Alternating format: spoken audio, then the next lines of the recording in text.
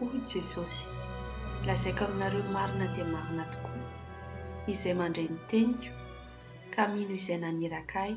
no manana fiainana mandrakizay, ka tsy ho tsaraina fa tafiditra ny ala tamin'ny fahafatesana ho amin'ny fiainana izy.